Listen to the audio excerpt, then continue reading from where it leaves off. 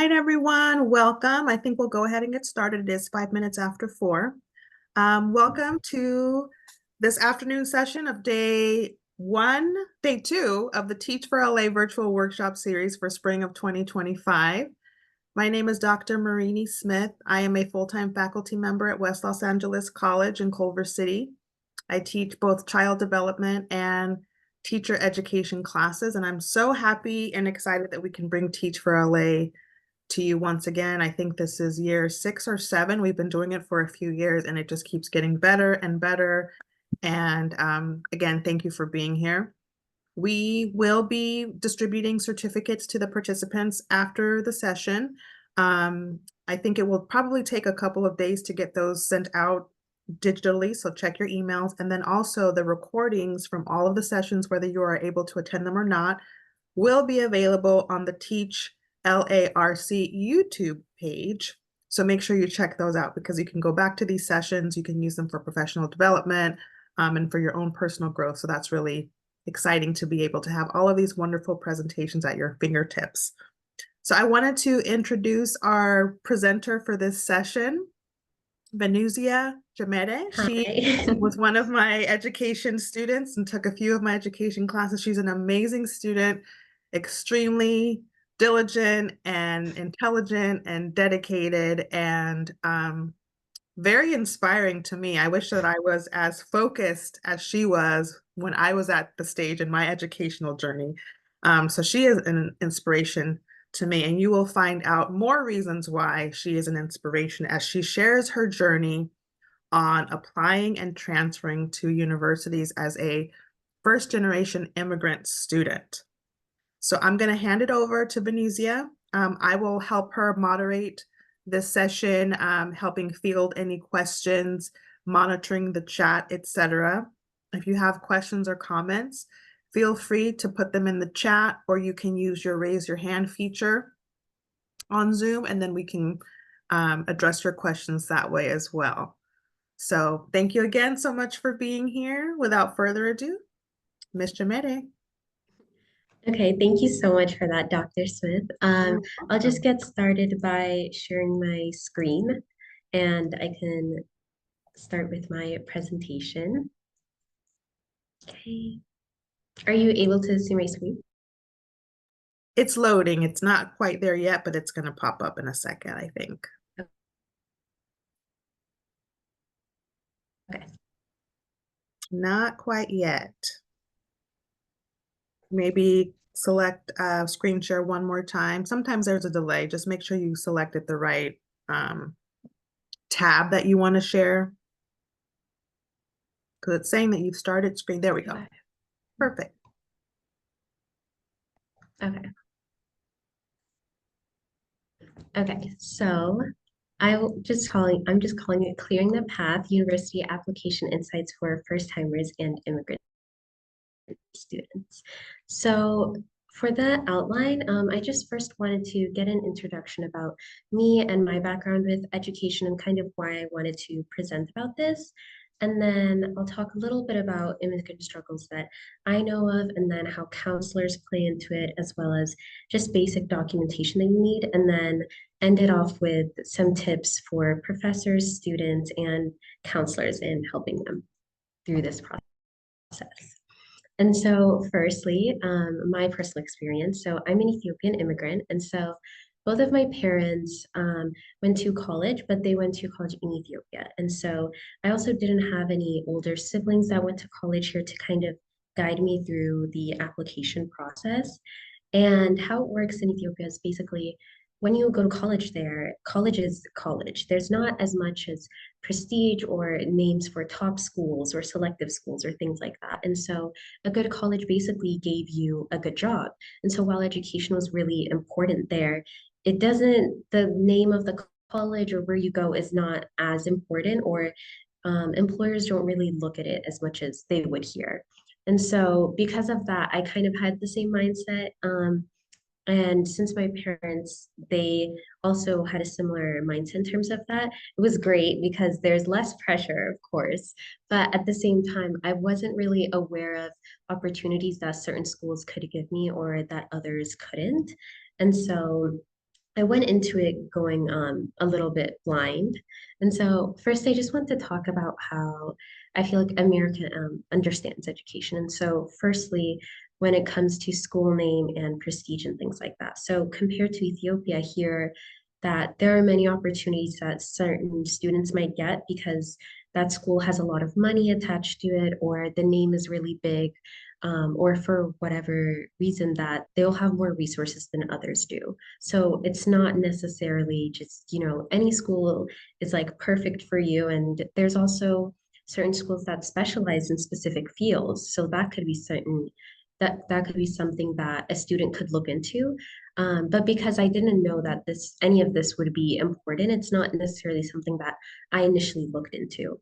And this was kind of proven right to me in how it even impacts career-wise, because I recently, in preparation for this, talked to a department chair at one of the LAUSD community college schools, and they mentioned that while they were hiring, if they're comparing to similar candidates, they do go for the one that has a school name that they know of or that's a little bit more prestigious.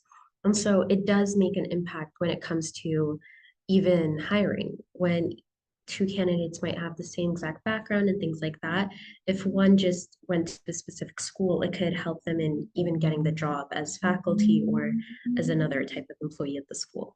And so because of this just really large disparity of the opportunities available, even things with like a public or a private school, this is something that, again, I was blind to. And so when I turned to my parents about it, they didn't know much either. And same with my older sibling, who, since she didn't go to college, she didn't have much information on it either. And so you can kind of see how this would really hinder immigrants or first timers because they're not even sure if, if this will make an impact, then kind of why bother, right? And you kind of don't know which direction to take since, especially here, even though it's one country, there's so many different types of schools and so many types of fields you can go into. And so this kind of lack of awareness of schools or programs could really alter their career or their journey. And when I talked to more professors, I noticed that they were very intentional with the schools they went to, and they had reasons, whether it was financial or otherwise, as to going there. And if a student isn't aware of that, it's difficult for them to get into it or really understand why they're choosing the school that they want to go to. And so I kind of wanted to touch on counselors. I think a lot of people have different experiences with counselors. I've had experiences where they've been really helpful, and other times they've been more dismissive. And so firstly, when I came to community college, and I remember I went to one counselor that kind of just handed me a form and told me to go on my way and, just read the form's instructions. And so it wasn't really helpful at all. But I now have a counselor that was extremely helpful in helping me understand a lot of the application aspects. One of them being extracurriculars. And I wanted to ask her, how important is it? And what type should I do? And firstly, I heard from my peers that, if you don't have a leadership position in a club, that's really important, and you should panic if you don't have it and all these things. And I wasn't even part of any clubs, and so I was really worried about that. But when I brought it up to my counselor, she really alleviated like my anxieties, and she told me how you shouldn't join a club for a club's sake, and you should do it, if you're passionate about it, or you could just put that energy towards other activities that you're passionate about or other programs available. And so that really cleared up a lot for me. Whereas I was, again, just going based off word of mouth and thought, okay, maybe I should just randomly join a club or something like that. And so the counselors really do make a difference in kind of being there and actually caring enough to help you in that way. And while immigrant students know that they have access to counselors, as a lot of students do, it's very different because if they don't know the opportunities that are there, how do they know what to ask, right? So they don't really know even the right questions to ask to get these answers.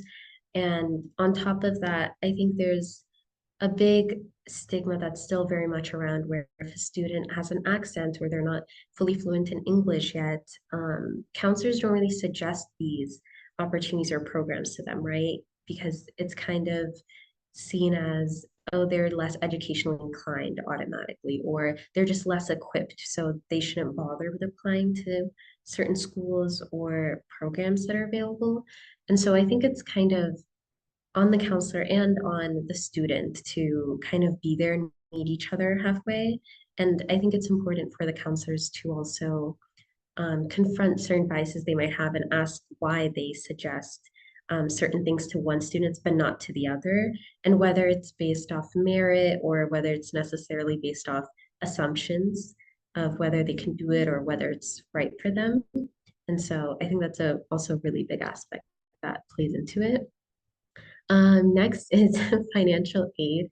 And I'm sure everybody's heard of FOSFA and a lot of negative things about it and about how it's really irritating and difficult to deal with. But first, I'd like to play a video that I think could help out just in giving an introduction to FOSFA and what it means for the students. So I'll get started. Play.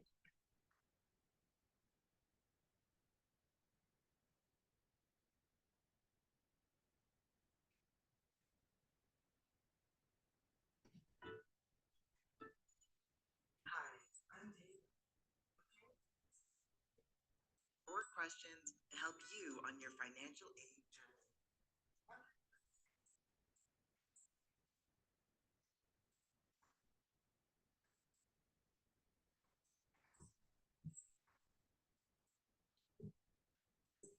We're not hearing the volume. Are you sharing the sound? I'm not hearing. Oh, um, I started to hear it a little bit, so maybe when you share, did you check the box that says share sound? where would that be? So yeah, so when you go to the share screen option, the little green Mhm. button, so when you click on that, it should be on the right under options, share sound. There should be a little box that says share sound. I don't see. It just says you're screen sharing, but it Okay, doesn't so know. maybe stop sharing and then when Start you're again. gonna share again, um, Mhm.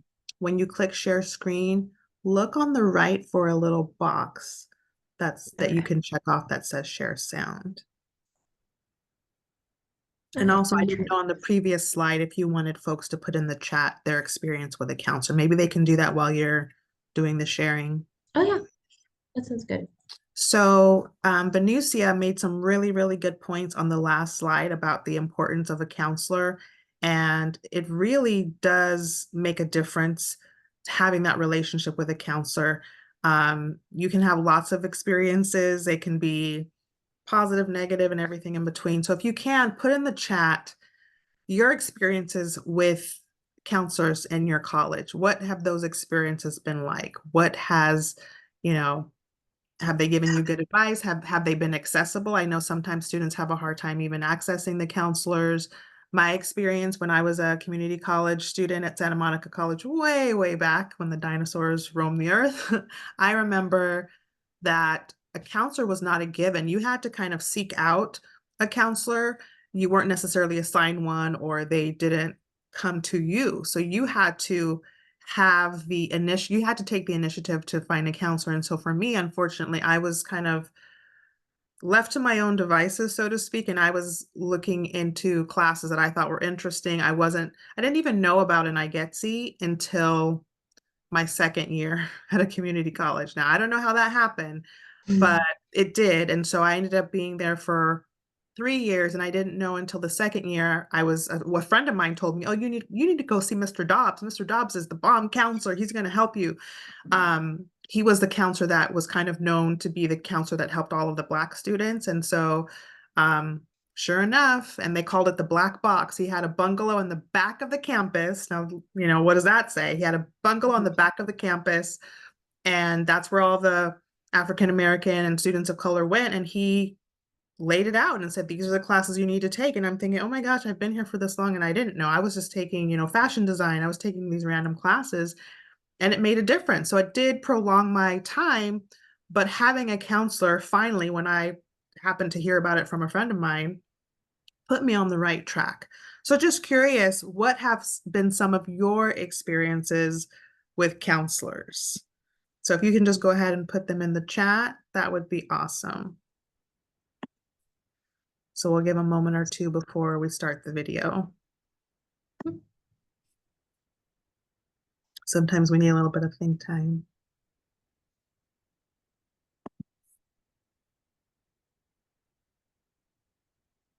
Sarah, I see your hand up. Go ahead and unmute.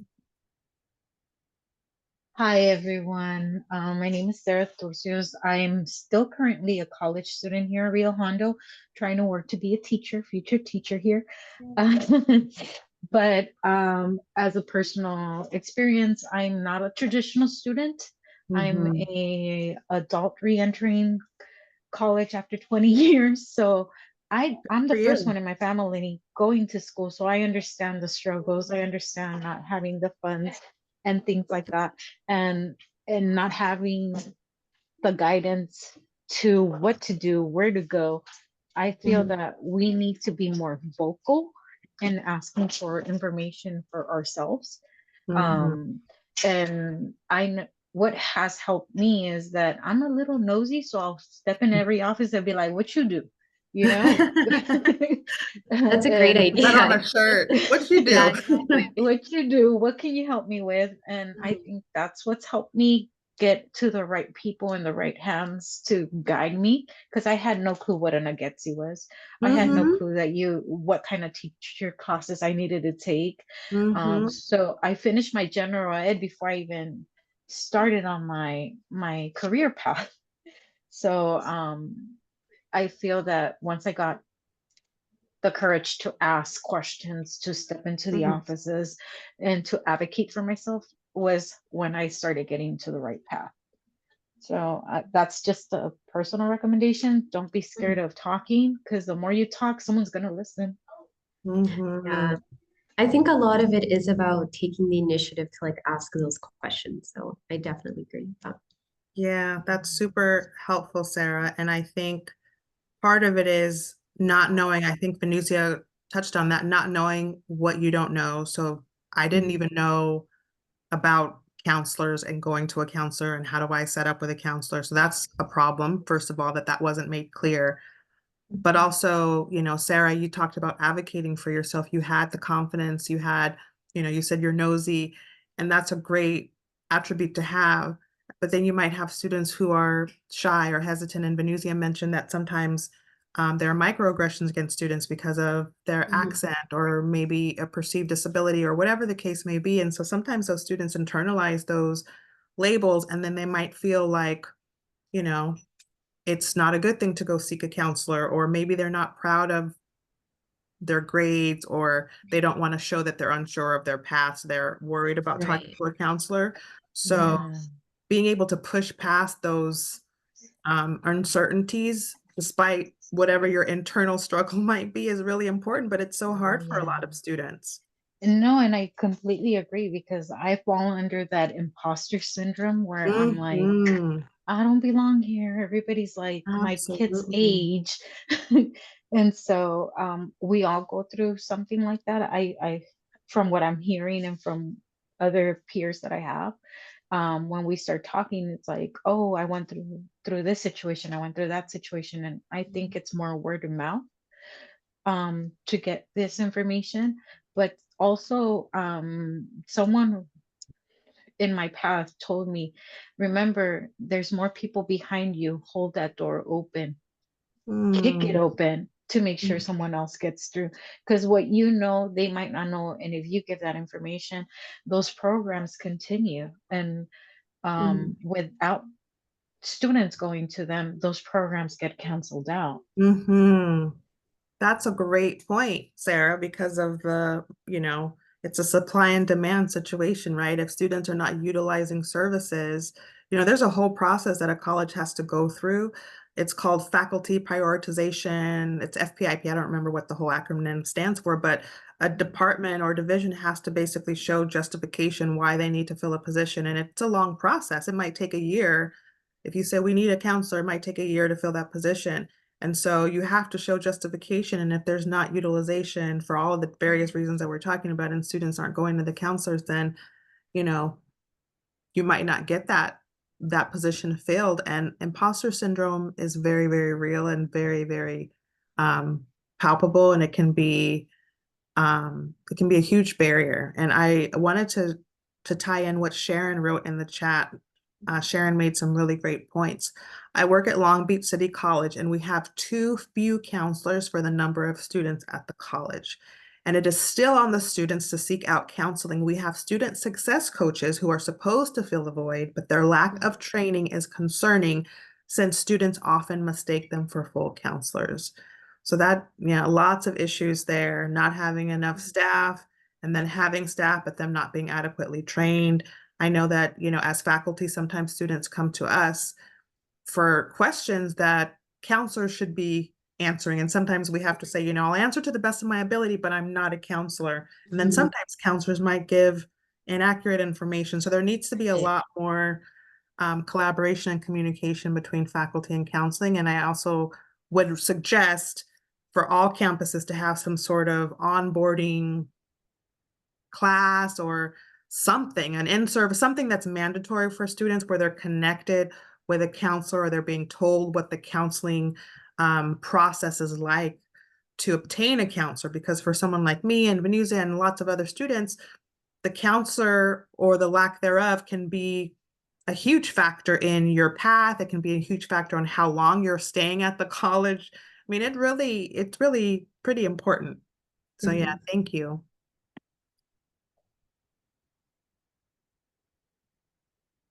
Okay, if there's no more else, should I get started with the video? Yeah, let's go for it. So FAFSA. What in the world is the FAFSA? Say that 5 times fast.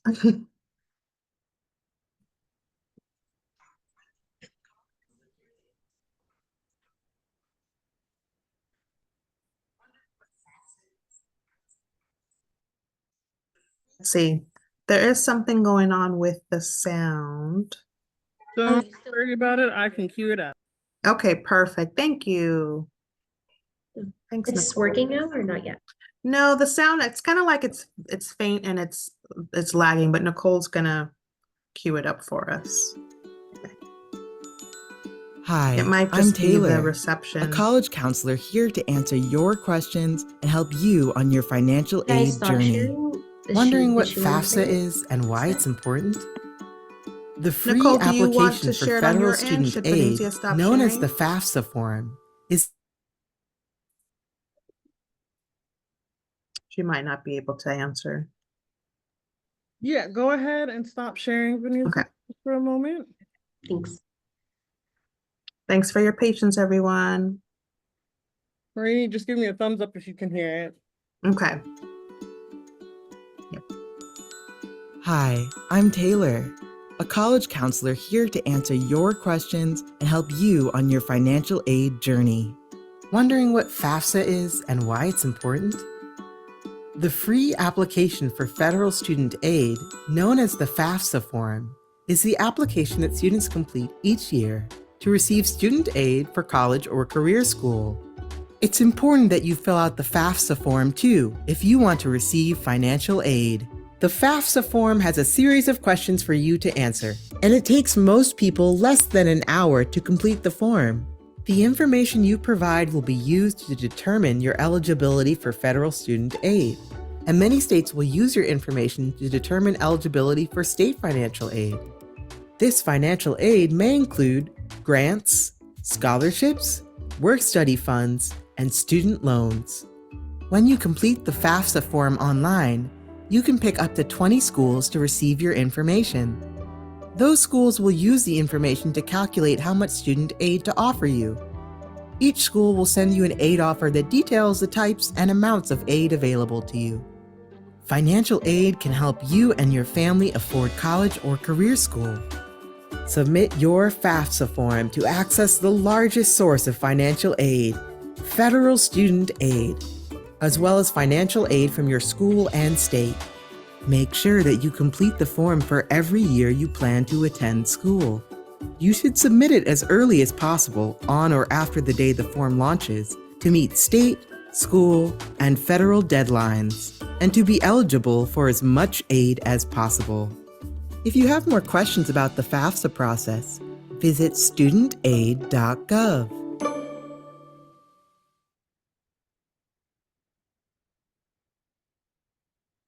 Okay, so that gave a little introduction as to what the FOSFA is like. And I know a lot of people have had many different types of experiences with it, so feel free to share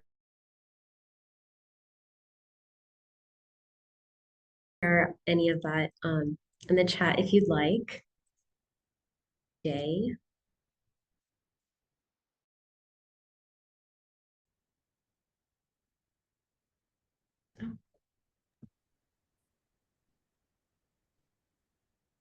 Don't see anything in the chat just yet. And not seeing your slides yet. I'm not sure if you're sharing. It says that you're starting to screen share, but hasn't loaded yet. It's not, I think it says it's loading on my end. Okay.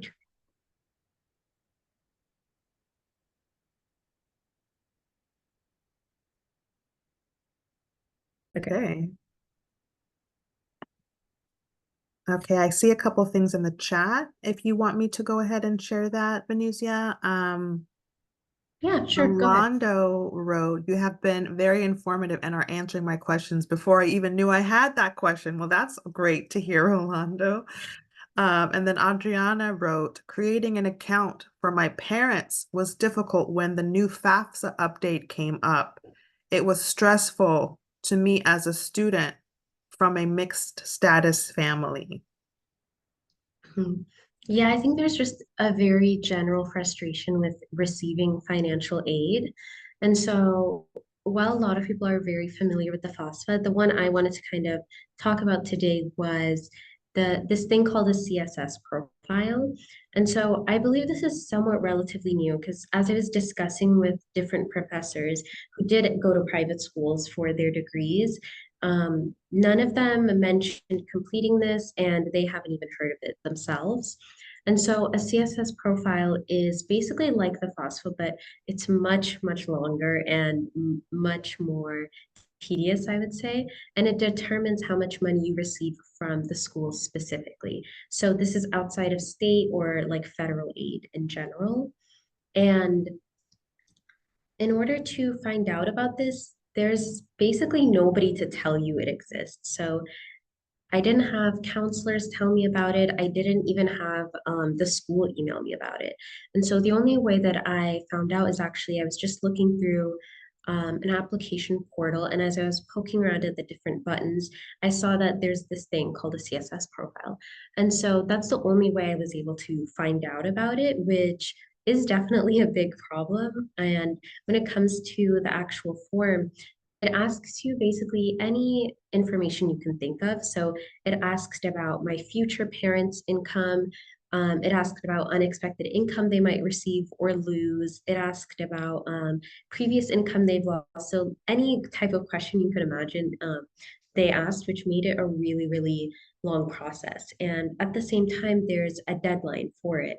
And so if you don't submit by the deadline, you obviously don't receive the money. And so, for example, for Stanford, if your parents make like less than 150K, you basically get to go for free for majority of your expenses. And then if they make under 100K or 2 or 300K, it all depends and varies. But how they would determine that is based on this CSS profile. And so the fact that I didn't hear about it anywhere, I didn't even have the schools email me about it. And I basically found at the last second that I even had to complete it is a really big issue. And so not only can it cause delays in the financial aid, but with our current administration we have right now, you don't really know if you can rely on federal aid, right? And you don't know when it's going to start or stop. And this even happened a little bit earlier in this semester when that was a really big issue. And so if you miss out on this, and since it's not a requirement, you're not really hearing about it unless you're going out of your way to look for it. And so not completing this not only causes just potential debt that you might have, and you don't know if you can rely on the FOSFA fully anymore. Whereas these private schools have the money and the funding to support any student they would like, and it's up to them to decide that. And so this can really impact whether a student even accepts to go to a school, or whether they have debt, or just overall how their college experience is going to be. And it's really important that all the students are aware of this, because it's basically required for every private school that you apply to. And so is there any more people in the chat that we should look at before I continue? Yeah, actually, Rolando put a really great point in the chat. He wrote, the issue I have encountered is ghost students who take up class space, and that has caused issues with financial aid at the actual college when financial aid has gone through. When there has been issues, it has been difficult to get the information on what is missing because it has been difficult to speak to a person. So you mentioned a couple of issues, one with the fraudulent students or bots, which has been super frustrating, and they've been infiltrating our classes a lot in the last year or two. And then you also pointed out it's hard to speak to a person to understand the process and to get guidance on information that might be missing. Yeah, I think that's something that a lot of people are dealing with, and just a lot of uncertainties. And so I think anything that could help with that and help just remedy that, especially when it comes to transferring, is something that should be known. And especially like even counselors or workshops that I've been to that do mention private schools, none of them have even mentioned this. And so that's why I also felt it was really important. And so throughout all these issues or struggles that I mentioned, I did want to show some tips that I did have for students. And firstly, this is something that Sarah mentioned, where she was just basically saying advocate for yourself. It's really important to do research on your own, and especially now that knowing this, you can go to different colleges and universities and see what they specialize in, and bring that up to your counselors, and even bring it up to your professors, because maybe they even went to that college. This was also happened when I mentioned USC to Dr. Smith, and she said she went there. And so there's a lot of times when you don't know that they could actually have information on what it was like to attend there, or the finances that went into it. And so I would say it's definitely important to do personal research and just ask your counselor or your professor and see if they're familiar with it. And even if they don't know much about it, it definitely builds your relationship with them, and you'll start to feel more comfortable the more and more you go out of your way to do these things. And another thing I would say is to ask your counselors if there are difficult parts of the application you should pay attention to. As I mentioned, when you're an immigrant, there's still just so many documents, so many forms, so many things that you have to deal with. And especially when it comes to just even applying to these schools, there are specific requirements that they might have. And even if your counselor doesn't know much about the school, you could just ask them, oh, is there like financial aid that I should be aware of? Is there scholarships that I should pay attention to for this school? Or do you know what type of grants they give? Because when I even mentioned that to my counselor, she mentioned, oh, yes, I remember USC actually gives a lot of grants. So maybe that's something you want to look into. And so even by probing the question myself, it helped me. And she was able to give me information in return. And so lastly, I would just say, again, similar to what Sarah said, is just don't sell yourself short. If you do find that in your research there are selective universities you do want to go to, this is something that you should bring up. And even if you feel like, again, you don't have the qualifications for it, or maybe the past few classes that you've taken haven't gone well, I would say still ask your counselor about it, and ask how you can turn into a competitive candidate. Even if you weren't doing well in the past few semesters, they love to see an improvement. They love to see that you're trying. And I think you have a bigger chance, I think, than you think. But again, since there are certain counselors or people that might not bring these things to your attention, it's kind of important for you to take the initiative to do so. And I wanted to talk about professors, and I wanted to share some tips for them as well. One thing I would say is just share your education. I really loved when I started classes and the professor would share how they got to where they are. Just even a simple of where they went to college and what they studied was really helpful. And it helped me a lot because they I did have a few professors that mentioned the trials and mishaps that they had to kind of figuring out their education journey.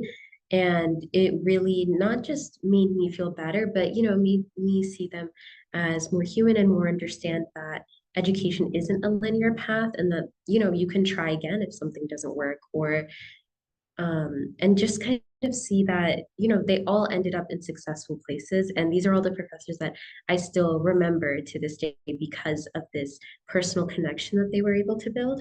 And even through their different ways of approaching education, they all are very much successful in their careers. And so it also shows students that it doesn't matter how you start, you can still end up where you want to. And with that, I would say to mention your why. And I mean that in the way of, why did you decide to get your master's and not your PhD? Or like, why did you decide to get a PhD at all?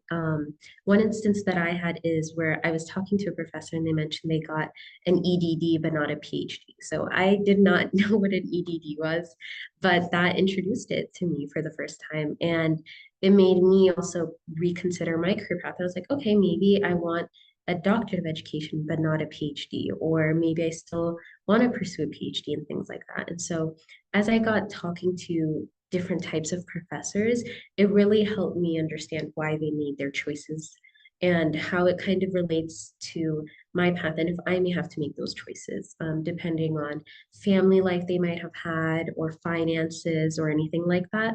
And so it really helps to get that information before you start so they can kind of pass that wisdom on to you.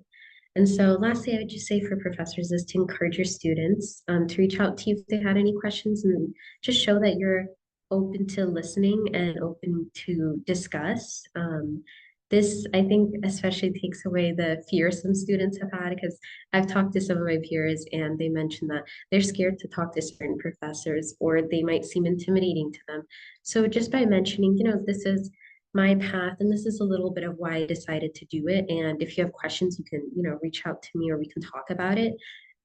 It really opens that space, so even if they feel like they don't have a counselor they can lean on or another teacher that's not working for them, you can kind of be that person to fill that gap if you'd like.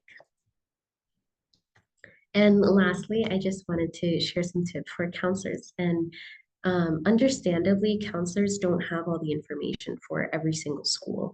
They only know what they've been through or what they've heard or have experienced. So I understand why they might not have all the information or the answers to every question student has. But I think that's why it's important to ask these open-ended questions like, have you submitted all the necessary materials or have you seen what the school is going to be asking of you financially or other documents that they might ask? And if you don't know the answer, I think it's better for counselors to ask these questions in return rather than just saying, I don't know, or I'm not sure, or, like that's something I'm not familiar with. So the student can just go back, do some personal research, see if there are some materials that they're missing, and then bring it back to the counselor maybe, and they can kind of discuss. But rather than shutting the conversation down, I think they can ask more questions. And I think that even would help with getting answers, even if it seems a little bit backwards. And lastly, I would say is having workshops for private schools. At my campus and at different campuses, I've been to multiple workshops, especially for UCs and public schools. And so those have definitely been helpful, but they haven't been helpful when it comes to private schools. So I saw one or two and I attended those workshops, but I've noticed that it's a very minimal or general overview of private schools, and none of them talked about the CSS profile that I mentioned that was really important. They didn't talk about these things called midterm reports, which are basically progress checks that every private school I've applied to has requested. And so these also have very harsh deadlines that you can't miss or else it can really impact your decision. And so even though this is across the board, what most private schools ask for, it wasn't even mentioned in any of these workshops. And additionally, I put interviews as well because I recently had to do an interview with a private school with Yale University, and I was freaking out because I was like, I've never heard of an interview again, since as an immigrant, first timer, I didn't know what they ask. I didn't know if it was based on resume or personality and all these things. And so since I've accumulated all of these skills, like I did research on my own, and I I'm confident in it, and I kind of tried to figure out how to answer and what questions to prepare. But again, this wasn't covered in the workshops that I attended, and I put this under counselors because at these workshops, I think it's really important to at least have a counselor there, or even have it led by counselors, because so many times when you're raising your hand to ask questions at these workshops, they just say, I don't know, ask a counselor, or I'm not sure. And these are even admission counselors that came from private schools, and they still don't know the answer.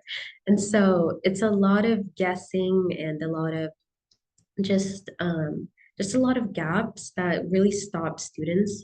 And again, when you're an immigrant, a lot of the times all you do have is questions, and you're hoping at least somebody will be able to at least guide you or answer. So you can, so I think it's really important to create these workshops and actually have people that are knowledgeable in it, or again, just have one or two counselors that can actively answer the questions while the students have them, rather than make it seem like, you have to go to a counselor, and then you have to go to another, and then you have to go to another person, and just delay these answers.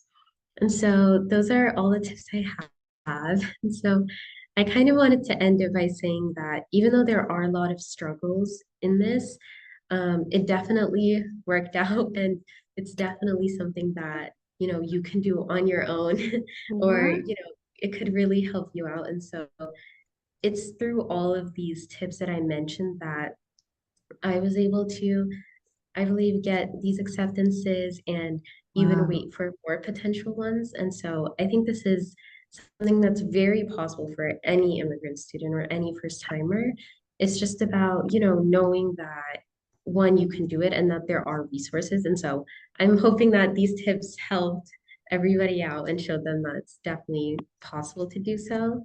So any questions or comments, feel free. Woohoo! First of all, congratulations. That is amazing. On your last Thank you. slide, you got into UC Irvine, UC Berkeley, UCLA, UC, there was one more, Berkeley, UCLA, Riverside, and Santa Barbara. Yeah, so in Irvine, yeah, I think so. And Irvine, that's amazing. And you made your decision, or you're still waiting to No, get I'm still waiting. You're These still next few waiting. weeks are gonna be the answers I'm waiting for. Yeah. That is so amazing. I had a couple of comments. So on the previous slide, when you were sharing the tips for counselors, I just want to reiterate to the participants how enlightening, and I see even Rolando put in the chat that he learned more than he knew he needed to know. And I feel the same way as a professor. So really? hearing from the student side, because it's been many, many years since I've been a college student. So as professors, because you also had tips for professors, tips for counselors, we don't necessarily know where the gaps are. We don't necessarily know the student's experience unless the students share their experiences with us. So I learned a lot too from you sharing your, from the student perspective, what things are needed and how we can be better support. We can be a better support. I do find it extremely important to share, your personal journey with your students. I've done that, but maybe some instructors might not think to. I teach education and child development, so it kind of Right. naturally lends itself to talk about my educational journey, but maybe a science faculty or, an aviation faculty won't necessarily think to do that. So it's really great to remind us that that humanizing part, that sharing your journey of how you got there is really important. And the tips for the counselors, again, just reiterating, you mentioned all of the different workshops and how certain things weren't even mentioned, the CSS profile, the midterm reports. A lot of folks don't know about that, including myself. So thank you for sharing that. And one Yeah. more thing I wanted to ask you, Mhm. since you said you did some research with and you had to do an interview to apply to Yale, can you share one or two of the interview questions that you were asked? What kinds of questions did they ask you? Are you able to share that? Or is it Yeah, confidential? yeah. I don't know. No, I think it's fine. I mean, I don't Yeah. have any, I think it's totally fine. Yeah, Okay. so one of the questions they asked was, how did you take advantage of the resources at your school? And Mm. so that was, I think, and I believe from the research I've done, is that they have not read your application beforehand. And so they don't know anything about grades or anything. So I'd say it's mostly Mm. personality based. Mm. And so with that, one of the things I did mention was actually the GYOTP program. And so I Awesome. mentioned that was a resource at my school that I was able to take advantage of. And so mainly Great. was that. And then another question they asked me is, how do you work in diverse spaces? And something about how do I encourage diversity and how do I encourage people to be more open about discussing different types of topics. And so I mentioned something about how living in Los Angeles, a lot of my classes are filled with a lot of diverse people. And so I said, how that's a very comfortable space that I'm in. And Mhm. one of the ways I try to promote it is by sharing my personal experiences, and it opens that space for other people to share their experiences as well. Mm. And I believe another question they asked was, um, how do you get along with your professors and like, what do you do to bridge that gap, outside of just doing your work and then leaving the class, right? So basically, how do Mm. you relationship with your professors? Um, and I think it said, give us an example of how you've done that. And so it was mainly, I would say, personality based, and just they give you certain situations and asks how you've handled it, and to give an example of what you've done in those situations. That's super, super helpful for students for college interviews, for job interviews. So thinking Mhm. about those themes of, how are you with diversity? How do you access resources? How do you um, handle difficult situations or setbacks? How do you persist Mhm. with challenges? So those are all great things to think about Mhm. and reflect on. Thank you for sharing that. That's super helpful. And I think this also takes away the big like unknown, because when it said interview from Yale, I was like, oh my God, like I don't know the answers, like, right? Like Yeah. you would just assume you don't know them or So something. nerve-wracking. Yeah, but even knowing that they just asked like mainly personality-based questions, hopefully somebody even who's watching this is like, okay, you know what, maybe I can apply, because they're just gonna ask me questions about my personality and like how I Mhm. have and how I just have a hard time with difficult subjects and things like that. The questions were very basic, and so I think it takes away that big scariness of it. Absolutely. Thank you so much. Mhm. You want to put up your last slide one more time so that folks can get your contact information. Venusia is an amazing resource, as you can see from her Yes. presentation, to give you inside information. If you haven't gone through this process, or if you're going to go through this process again, applying for colleges, or if you want to pass this information on to someone else who's going through it, um, you can see she did an amazing job. She got lots of acceptances and also had some really um, unique insights about resources that a lot of folks maybe weren't aware of just from your own research or kind of finding out on your own through your own journey. So thank you so much for sharing that. This was super, super informative and inspiring. Of course, this is so fun. Yay. Thank you. Yeah, it's really fun. I'm glad like other people had similar stories, because I was also wondering like I wonder if many people are going to resonate with this, or if they're not going to know much of what I'm kind of talking about. So I'm definitely open to answering any questions, especially now that I'm done with applying. I'm so happy, but I'm willing to Woohoo! share everything that I know with it. And so yeah, that's what I'd say. That's And awesome. Thank you so much. We have a comment in the chat from Rolando. One of the big issues at Rio Hondo is professor and staff retention. We have great professors and staff who are not permanent staff, and they are great and super helpful. It's a shame we lose them to other colleges. You guys have been great. Yes, you're absolutely right about retention and again, that goes back to funding, which now things are even more tenuous and uncertain with the new administration. And as I mentioned before, a college has to go through a whole process to even justify hiring a new position, and then in order to keep that position there, you have to make sure that that position is being justified or is being utilized appropriately. We talked before about the fraudulent students, the influx of fraudulent students and them taking spots from other students, them taking financial aid has been a huge problem too. And I feel that that could impact staff retention too if the numbers are being skewed. So yeah, those are really, really important issues. Hopefully we can figure out a way to keep all of the great folks where they should be.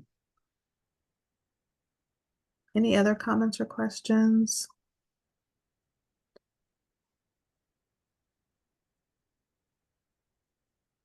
I'll put my email in the chat, so if anybody wants to message me there.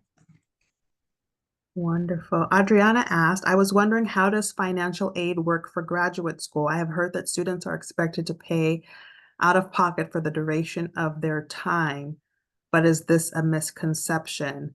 In my experience, for me, I did private for both my master's and my doctorate, and I had to take out loans. So I did have to get financial aid and take out loans. I did not have to pay out of pocket though, because my loans were fully covered until I ended up maxing out because I took a little bit longer getting my doctorate. So ultimately the US government said, or the federal government said, oh, you've maxed out, which I didn't even know that you could do that until they finally said, nope, you can't borrow anymore. But yeah, I was able to get loans. But also something to keep in mind, while the idea of taking out loans is daunting because, the idea of having to pay them back, just keep in mind that if you're going to become an educator, anything in the public service field, you can get some of your loans waived through the PSLF program, which is the Public Service Loan Forgiveness Program. So if you just have to recertify every year to show that you're working in a public service. So if you're working at a school, you're a nurse, you're working for a nonprofit, working for the city, anything that's a service. And they'll give you the criteria for what's a service. And so every year you would have to certify by your employer, sending that to the department of whomever is funding your grant, your loan. And basically it says that you just have to pay, I shouldn't say just, but it's much better than the alternative. 120 qualifying payments. So basically you're paying for 10 years. So 120 qualifying payments for 10 years, and then the rest of your loans are forgiven. So for someone like me who owed a couple of $100,000 of student loans, that was a huge weight off. I just got my loans forgiven last year after having paid those 120 qualifying payments. So it's a huge weight, having paid for 10 years versus paying for 30, 40, 50 years. So that is one benefit, something that students may not know, that if you're going into a public service, which we probably all are, you can get your loans forgiven after those 10 years, which is huge. Hopefully that doesn't change again with the new administration, but take advantage of that PSLF program. Yeah, I think that's also something that I discussed with you when you were my professor, and that's something that I also didn't know about. And so that was even helpful to me. And I would say with another professor I talked about with grad school, he mentioned that he went to Pepperdine. I think you also went there. Yes, I did for my Oh, master's. yeah, he went for his master's. And so he basically paid, I think, fully out of pocket almost. And he was saying that's also why he decided not to, I think, pursue a PhD and things like that. So, and he teaches psychology. So I think it depends because I've also talked to a grad student for psychology at USC, and she was saying how USC was actually paying her to study there for her graduate. So there's a lot of different scenarios, I think, especially when it comes to like private schools. So she was going to go to a public school at UC Santa Cruz, I believe, but then she said that USC was actually going to pay me to work for them and to study. And so Wow. that helped her out so much more, right? And so I think it's all like circumstantial, especially depending on the school, like similar to what I mentioned. Yeah. Great points. Thank you so much. Sarah, I see your hand up. I know we're technically out of time, so those of you who need to log off, we totally understand, but we'll stick around. Go ahead, Sarah. Question. I noticed that Cal Grant has something called the Golden State Teacher Grant. Is that something you guys know anything about? I don't know offhand, but I can definitely look into it. So this is something that you heard about and you kind of want to know if it's legit. Yeah, because I don't know what it constitutes, but it says that it's through the Cal Grant. It's called the Golden State Teacher Grant Program, GSTG. Mhm. I've heard of it. I wrote it down Yeah. just because I've heard of it. Yeah, And I'm I seeing it. wasn't sure if it's something that helps us out or not, because I know that we lost the program when this administration came in from Mhm. I was looking forward to be part of it, I but know. once that happened, like it was devastating because it's something that could help us become an educator and guide us to the right path. Absolutely. Yeah, it's really unfortunate when great programs get cut. But yeah, I looked up the program that you're mentioning. I'm not familiar with it, but it looks based on what I can see, it looks great. It looks legit. I would have to do a little bit more digging to be able to give you any more information. So at this point, you know more about it than I do. I just put the link in the chat for anyone who wants to check it out. Oh, yeah. But it looks like it's sponsored by the California government. It's a state-funded program. So hopefully those funds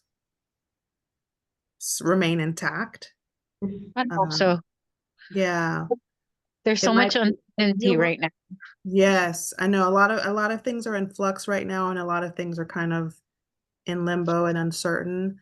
But all we can do is just keep moving forward, right? Until we're told we can't move forward anymore. We just have to keep moving forward. And this field, I think, is it's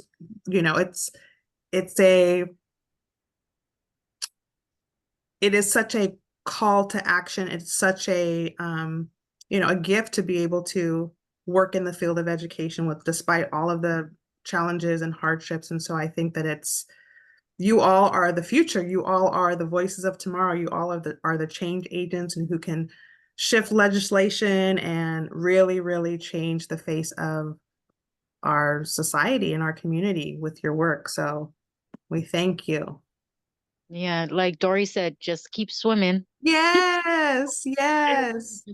And Nicole's putting in the chat, the 5 p.m. session is a student panel on our former community college students and their experiences on this as well. So with that being said, let's go ahead and wrap up so that we can go into that session and you can hear from students and their experiences. Where are they now? So that's the next session. Let me put the link in the chat and anyone who wants to attend can. Thank you so much, Venusia. This was amazing. Thank you so much, Nicole. And Dr. Smith.